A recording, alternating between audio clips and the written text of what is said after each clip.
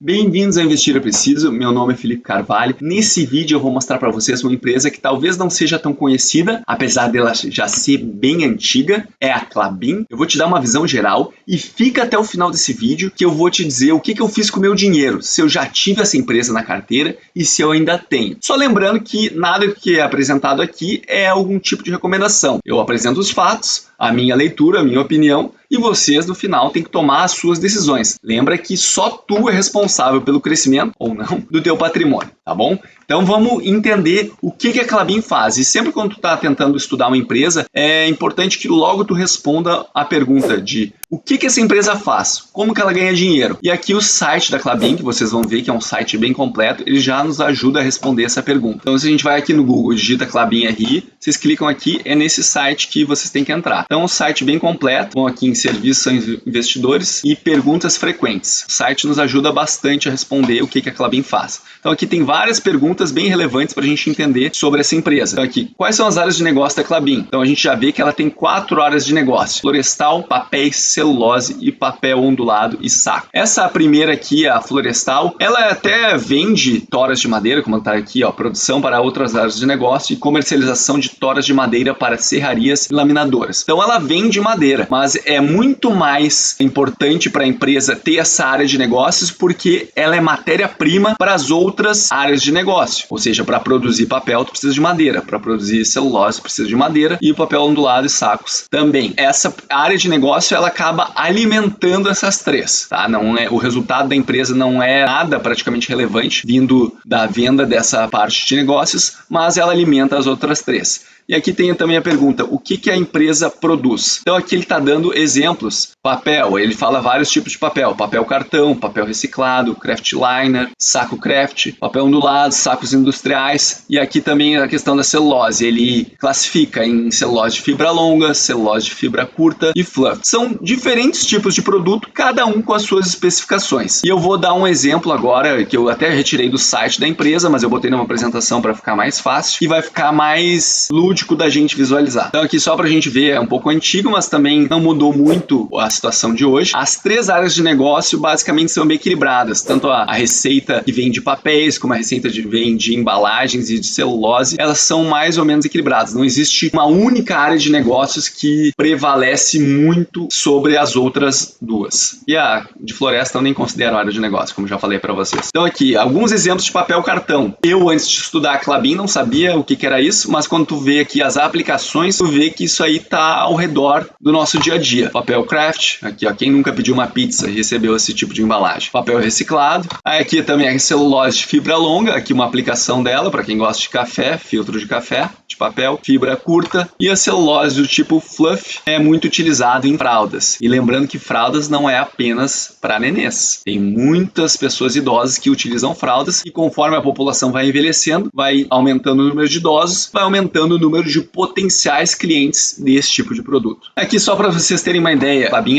além de vender no Brasil, ela exporta também. Aqui está um percentual de participação em 2019 desses países em relação às exportações. Então a gente pode ver que a Áustria é o primeiro país ali em 2019, Estados Unidos em segundo e a China em terceiro lugar. Aqui tem a distribuição percentual do total da receita da empresa pelas linhas de negócio. A gente pode ver aqui em 2018 que aqui está mostrando números diferentes do que eu tinha mostrado no gráfico anterior. E aí, eu só me lembrei disso agora quando eu já estou gravando e eu acho que eu vou deixar isso aqui para vocês verem o que acontece. Às vezes, a própria empresa informa errado, porque aquele primeiro gráfico eu peguei lá do site da Klabin na parte de perguntas e respostas. E aí eu fui questionar a Klabin, como vocês podem ver aqui, ó, entrei em contato com eles. E eles me responderam, ó, realmente o valor está disponível na seção de perguntas e respostas, está incorreto. Fizemos uma reclassificação na época, esses valores não foram refletidos de forma correta no gráfico. Já estamos providenciando a correção desses números. Então vocês podem ver aqui que, na verdade, essa figura aqui, ó, que eu tinha mostrado para vocês, ela talvez não esteja representando a realidade.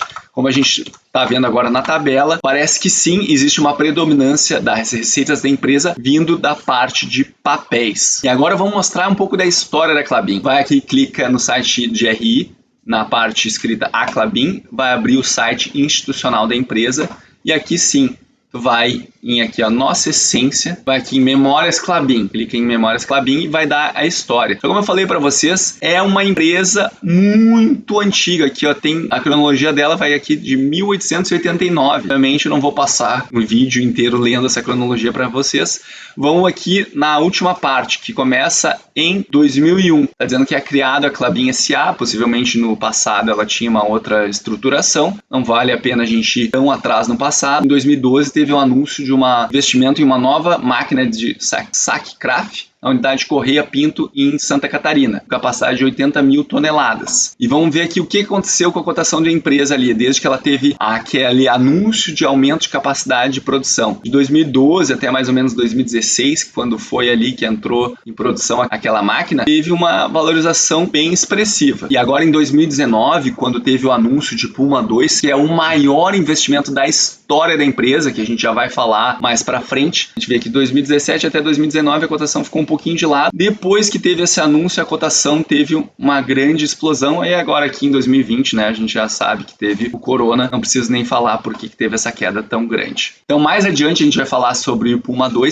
Só adianto para vocês que são mais de 9 bilhões de investimento que a empresa está fazendo. Antes da gente seguir, eu achei esse vídeo institucional da Klabin, que tem 2 minutos, mas eu achei bem legal a forma que ele resume a resiliência da empresa, ou seja, a empresa já passou por vários cenários ao longo do seu tempo de vida. Guerras mundiais, 34 presidentes, 20 Copas do Mundo, 10 mudanças de moeda. Mudanças de moeda no país. E uma empresa que há mais de 100 anos faz parte dessa história. Hoje é a maior produtora e exportadora de papéis do Brasil. Produzindo papéis, embalagens e celulose que fazem... É a única que produz os 3 tipos de celulose. Isso é um diferencial competitivo dela. Pioneira na fabricação de 3 tipos de celulose. Ela tem uma verticalização da sua produção. Projetada para esta finalidade. Celulose de fibra curta, longa e fluff.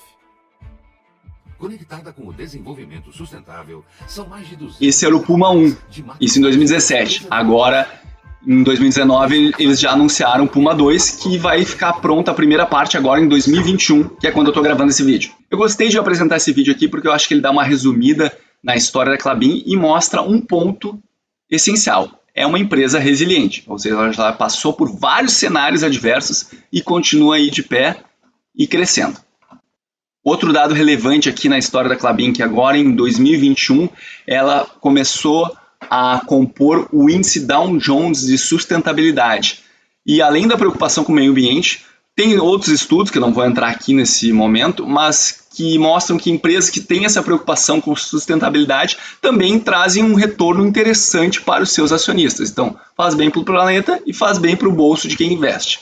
Então, aqui em 2021, ela é a única empresa brasileira industrial que está compondo a carteira Gold, ou seja, o mundo do índice do Dow Jones, e a carteira de mercados emergentes. Então, a gente vai continuar vendo que realmente ela parece que tem uma preocupação importante com o meio ambiente. Olha aqui, tem algumas iniciativas de sustentabilidade, ela tenta ter a maior parte da sua energia vindo de energia renovável. Eu não vou ler todos os detalhes aqui, mas só para mostrar para vocês que ela tem prêmio de sustentabilidade, de eficiência, e que isso está meio dentro do DNA da empresa. Olha aqui, ó, ela tem 77% da sua energia própria, o que é muito interessante, afinal, o custo de energia é um custo considerável para qualquer empresa, especialmente empresas industriais. Então aqui mostra como ela tem essa preocupação com a questão da sustentabilidade e acaba vindo meio junto à questão da eficiência também. Tá, e vamos olhar para o futuro, né? Será que esse mercado da Klabin, de papéis, de embalagens, ele tem espaço para crescer no futuro? Então eu tirei essa figura aqui do segundo trimestre de 2020, da apresentação institucional, está mostrando aqui onde ela atua. A celulose fluff, que a gente lembra ali a questão das fraldas,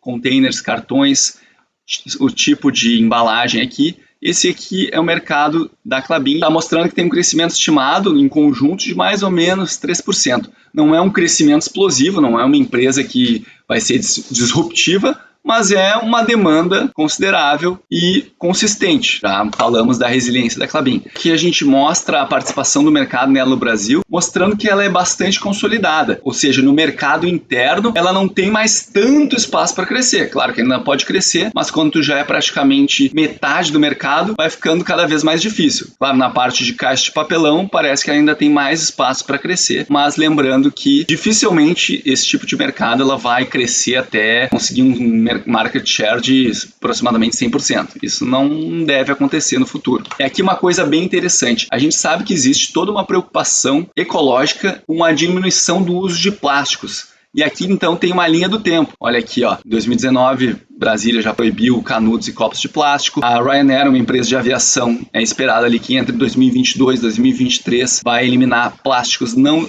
recicláveis. E a gente está vendo que está tendo uma tendência cada vez mais as empresas migrarem desses materiais que não são tão amigáveis ao meio ambiente para embalagens recicláveis. E aí a Klabin é uma dessas produtoras dessas embalagens recicláveis. Então, isso pode aumentar a demanda pelos seus produtos. Aqui é o mercado de containerboard no mundo, também aquele crescimento ali esperado. Oferta e demanda de craftliner, que é um tipo de papel. E a gente já sabe que o e-commerce vem crescendo bastante. E quando tem e-commerce, tu precisa ter embalagens para entregar esses produtos. E isso tudo corrobora que os produtos que a Klabin vendem devem continuar a ter uma demanda sustentável ao longo do tempo. Aqui a expectativa de crescimento do mercado fluff. Alguns produtos desse mercado são fraldas e absorventes. Aqui ó, a gente pode ver que o crescimento de venda de fraldas para adultos cresceu bastante, muito mais do que o crescimento de fraldas infantis. O envelhecimento da população é esperado que esse número aqui cresça e esse número não cresça tanto. Agora vamos falar de Puma 2, que é o maior projeto da história da empresa. A empresa tem mais de 100 anos e esse é o maior investimento que ela está fazendo. Nós estamos vendo a história acontecer. A primeira entrega, como estava falando aqui, é para acontecer agora em 2021 e a segunda entrega para acontecer em 2020. Eu vou mostrar aqui no site para vocês, um site institucional. Eles têm uma aba só aqui, ó, Projeto Puma 2. Clica aqui, vai abrir essa aba aqui, onde fala um pouquinho do Projeto Puma 2. Vou voltar aqui. Alguns números. Mais de 9 bilhões em investimento que vai ser gasto nessa construção. São duas máquinas de papel. A primeira é 450 mil toneladas, deve ficar pronta agora em 2021. E a segunda é 470 mil toneladas anuais, previsão de entrega em 2023. Aqui eles falam alguns números, quantos impostos eles já arrecadaram, quantos empregos eles já geraram. Vamos voltar lá para a apresentação, que lá acho que vai ficar mais organizado a gente ver. Mas só quis mostrar para vocês que tem um site, uma parte do site toda dedicada a Puma 2, se vocês quiserem dar mais alguma olhada. Voltando aqui, Puma 2. Custo fixo de Puma 2 será aproximadamente metade do custo atual de produção de craftliner. Ou seja, depois que Puma 2 entrar em operação, custo fixo, ou seja, aquele que não é variável conforme a produção da empresa, ele vai ser mais diluído. Então ele vai virar metade do que ele é hoje, que é bem considerável, sendo que a Klabin já é uma empresa bem eficiente, então ela vai ficar mais eficiente ainda. Então aqui um cronograma, aqui estava falando em 8,1 bilhões de investimento, provavelmente esse número já aumentou, porque eu já mostrei para vocês ali, tá na casa de 9 bilhões. E aqui é o que estava mostrando aqui as fases. E aí eu fiquei pensando, quando teve coronavírus, será que isso não vai atrasar a entrega dessas máquinas? E olha o que eu vi aqui. Primeiro aqui em relação ao investimento. CAPEX é um investimento para aumentar a capacidade operacional. Em 2019 ela tinha investido apenas 1,3 bilhões. Já em 2020, como estava se aproximando da primeira entrega, que é 2021, ela já fez um investimento bem maior. Somando o investimento em 2019 mais 2020, nós chegamos ao valor de 5,3 bilhões investidos do 9,1 que é o projetado. E aqui a gente pode ver que dinheiro para a Puma não vai faltar, porque a empresa, além dela gerar muito caixa, como a gente vai ver depois, ela já contratou várias linhas de financiamento. Então não quer dizer que ela vai usar todas essas linhas, mas ela tem disponível ali, ó, 8,4 bilhões para serem financiados. Aqui, ó, e só foi sacado um pouquinho de cada linha de financiamento, ou seja, teria muita bala na agulha ainda se caso a empresa tivesse dificuldades de usar o dinheiro das suas operações e precisasse recorrer a financiamentos. E aqui agora saiu esse comunicado aqui. A construção da primeira máquina atingiu 78% da execução, medição agora em janeiro de 2021. Então, o início das operações está previsto para julho de 2021. Então, não me parece que houve grandes atrasos, apesar do coronavírus. E olha aqui que interessante. Primeiro, vamos entender o que é esse custo caixa. É um custo efetivo para produzir os seus produtos. Não é considerado nesse custo algumas despesas que não têm saída de dinheiro, como despesas de depreciação, por exemplo. Então, é o custo de quanto efetivamente a empresa tem que pagar para produzir aquele produto. Pode ver que a Klabin já é uma das que tem a menor custo caixa para produzir o Kraftliner no mundo. E após a implementação da Puma 2, esse custo caixa vai cair 25%. Então, provavelmente a Klabin vai se tornar a empresa mais eficiente em relação a custo para produzir o Kraftliner do mundo. Isso é bem relevante. E aqui eu botei aqui um xizinho aqui, porque na apresentação já está dizendo que Klabin se consolida como o terceiro maior vendedor global de Kraftliner. Mas olha o que a gente vê aqui, ó. Isso é o que ela vende hoje. E ela já está contando que ela vai vender toda essa produção de Puma 2. Que ok, os produtos dela têm demanda, né? É esperado realmente que o mercado absorva essa nova produção dela. Mas eu não acho que dá para tu já contar que ela vai se tornar o terceiro maior vendedor, embora seja uma estimativa interessante tu saber como é que vai ficar a Klabin após Puma 2, em termos de capacidade total, e o custo caixa que a gente já viu que vai diminuir bastante. E aqui da composição de que entra nesse custo caixa. A gente pode ver aqui, por exemplo, frete é um gasto relevante. Então também, se o Brasil como um todo tiver melhorias nessa parte de infraestrutura, isso obviamente afeta várias empresas e afeta também a Klabin, que vai ter esse custo com fretes diminuído. E aqui vamos ver uma coisa bem importante tu saber antes de investir na Klabin. Ela tem uma dívida bruta de 30 bilhões. Tirando o valor que ela tem ali em caixa, disponibilidades, essa dívida vai para 20 bilhões. Mas agora tu tem que entender, tu tem que olhar a história da empresa e ver que é uma empresa que sempre trabalhou com dívida alta.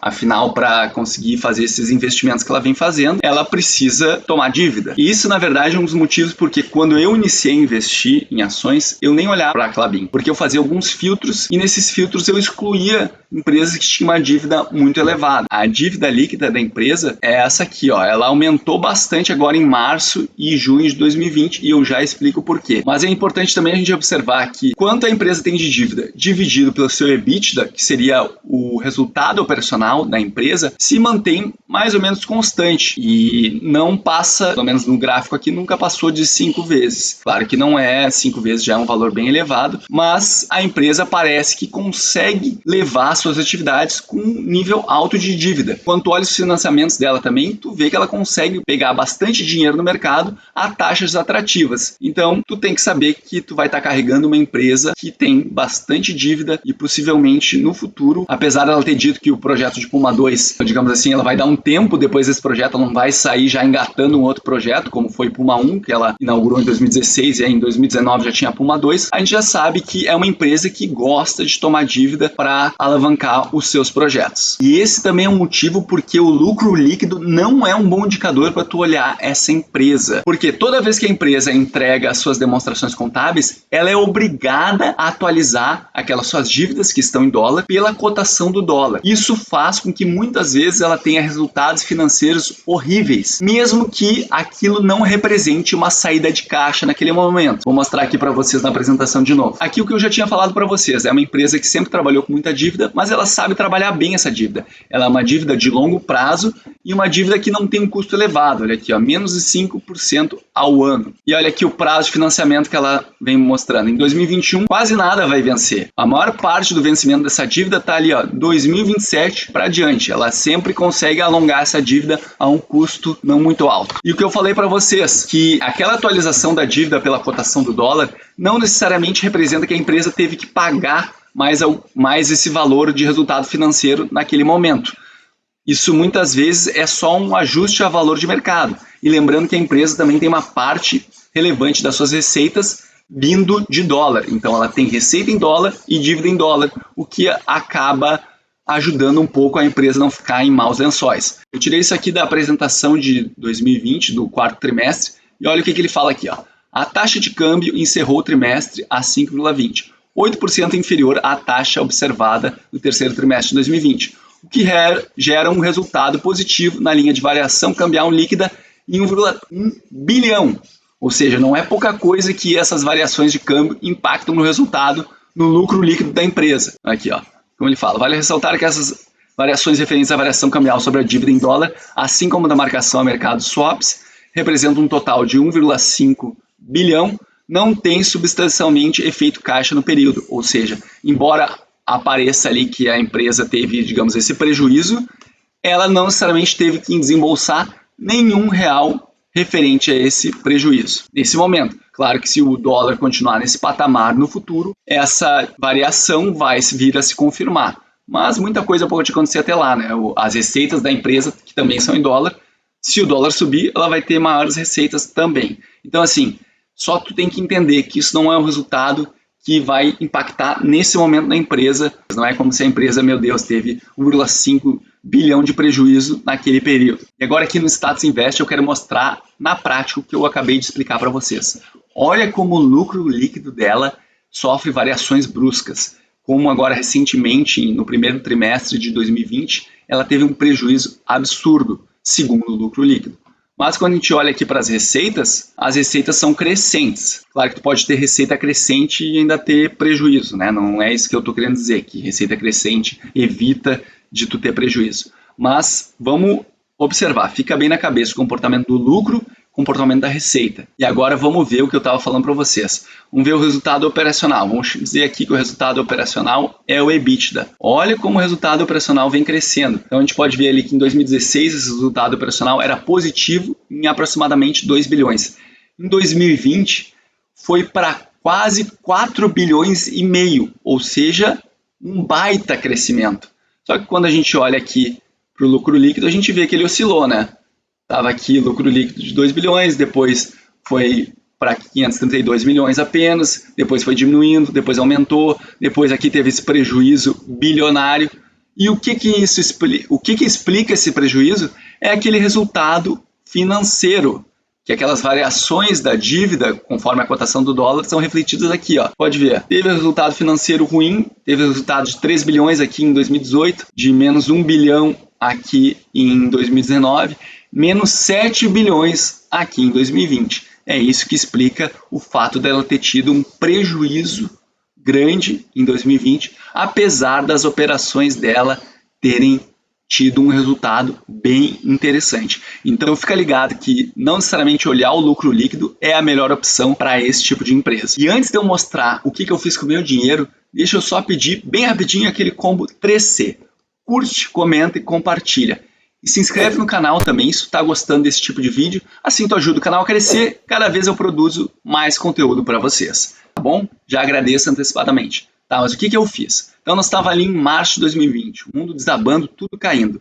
E eu ainda tinha uma parte relevante da minha carteira em renda fixa e a minha parte que estava em renda variável estava concentrada em poucas empresas. Então eu precisava desesperadamente aumentar o meu número de papéis. E aí naquele momento que estava tudo caindo, eu confesso para vocês que eu não consegui fazer uma análise detalhada, um fluxo de caixa descontado de várias empresas, porque estava tudo acontecendo muito rápido. Então, eu já tinha ouvido falar da Klabin, eu olhei os números dela mais ou menos de forma resumida, olhei a indústria dela e fez sentido para mim investir um percentual da minha carteira na Klabin. Eu vou dizer para vocês que o que chamou bastante a minha atenção nela, deixa eu mostrar aqui para vocês, é a geração de caixa, ou seja, o quanto efetivamente a empresa gera de caixa a cada ano, e é na casa dos bilhões. Aqui, ó, em 2017 ela gerou mais de 1 bilhão, em 2018 ela consumiu 1 bilhão, em 2019 ela teve um aumento de mais de 2 bilhões, agora em 2020 ela teve um consumo de mais de 3 bilhões. Mas, claro, a gente tem que lembrar que ela está fazendo aquele investimento em Puma. Então, é normal que ela tenha bastante gastos de caixa, ou seja, ela gaste muito dinheiro nesse momento, que são gastos que normalmente ela não teria. Até que aqui no resultado do quarto trimestre de 2020, ela mostra essa tabela. Ou seja, quanto de caixa sobraria para a empresa. Aqui está dizendo quanto que sobrou, ou seja, não sobrou. Na verdade, ela gastou mais do que ela arrecadou nesse período. Só que aqui, se tu excluir o projeto Puma 2, que é onde está tendo gastos na casa dos bilhões, a gente vê que o fluxo de caixa dela que sobraria seria basicamente 1 bilhão. Então nessa tabela aqui fica claro que se a empresa não tivesse investindo em Puma 2, teria sobrado para ela aproximadamente